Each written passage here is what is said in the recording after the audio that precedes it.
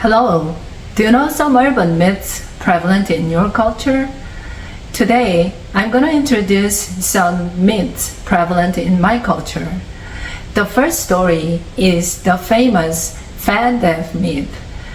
Its origin goes back to the 1970s. It was when Korea was developing and we began to have a better life. We bought a new TV set, we bought a new refrigerator, we also bought a new electric fan. The electric fan was such a good technology that we were able to forget the hot and sticky summer night. So it became a must-have item. We loved it. And we would keep the fan operating throughout the summer night. But one part of our society was still underdeveloped, and we didn't have a concept of primary health care. We didn't go to the hospital unless we were really seriously sick. So some people died while they were laughing, while they were eating, while they were working. Like it happened in parts of the society, it happened in summer night as well. Some people who said good night and went into the bedroom with a healthy smile were found dead.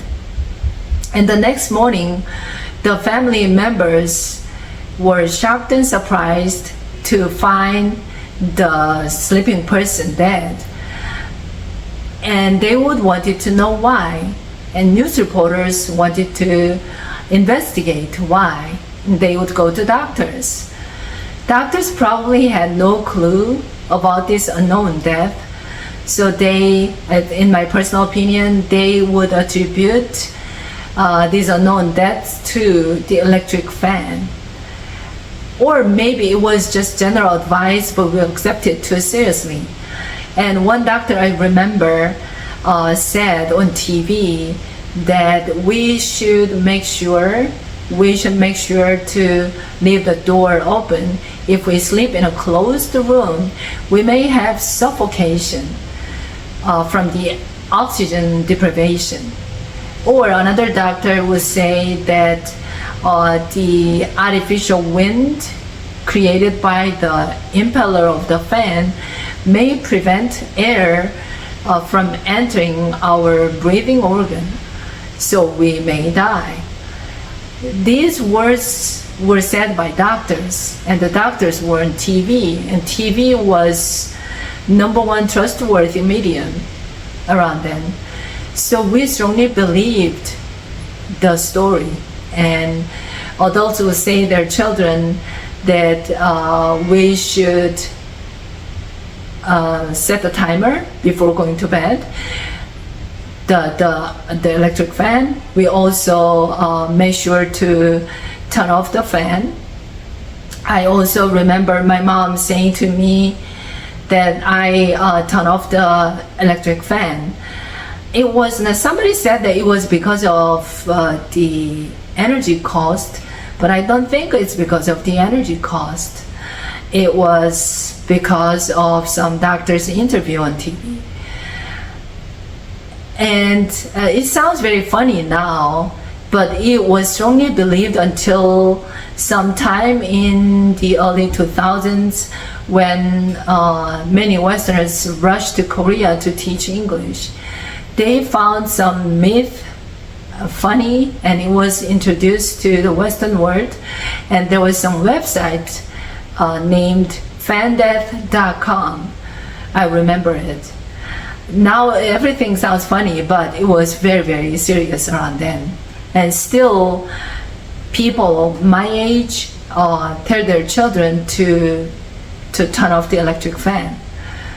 And the other story, the other myth is related to the technology as well. It was the smartphone. The smartphone, this portable computer, was such a cool technology that we didn't have to sit at the desk and do some work with the bulky desktop computer. And everyone loved it. But worries seeped into our minds. Whenever we opened the phone, the umbrella sign was open too. when the umbrella is wide open, it means the phone is sending and receiving some messages with something unknown. As it was invisible to us, it was scarier. And at the same time, some scientists introduced theories in which the electromagnetic radiation is emitted by the smartphone. And it's true, I heard that it's true. And this radiation may damage sperm cells, and this radiation may damage our brain cells if the phone is too close to our body. We were so worried about the smartphone radiation, so I remember I would answer the phone call saying that, can I call you back with my wired phone? And I would change the device into the wired phone and continue talking more comfortably. Because I didn't want to have the phone too close to my ear. And even there was an issue that the phone sometimes exploded and it was easily overheated. Around the time, I remember a woman who I met in the parents' gathering of my children's school. She one day appeared with a brand new smartphone, but it never looked fancy because the phone was wrapped with the earphone cord. When she was about to answer the phone, it took her such a hassle. She needed to unwrap the cord first and plug it into the device and into her ear and swipe the banner and finally answer. And sometimes she complained that the caller, impatient caller, would just hang up and she has to call back. Some months later, I met her again in the same gathering. She, this time, didn't have the earphone cord wrapped around the device. I thought to myself that she finally surrendered the irresistible convenience. And she was about to answer the phone again. She immediately answered it after swiping the banner, but her other hand was doing something in her handbag. And finally, the hand got something out. It was the earphone cord. While she was talking, she was connecting it into the device and into her ear. And finally, she talked without the phone too near to her brain. She said she was worried about the radiation. Yes, I was also worried that I kept my phone down below on the floor while I am sleeping on the bed. I was reluctant to have it just next to my head. Some myths like this have some scientific facts and some stories people made from fear, and they are combined and become urban myths.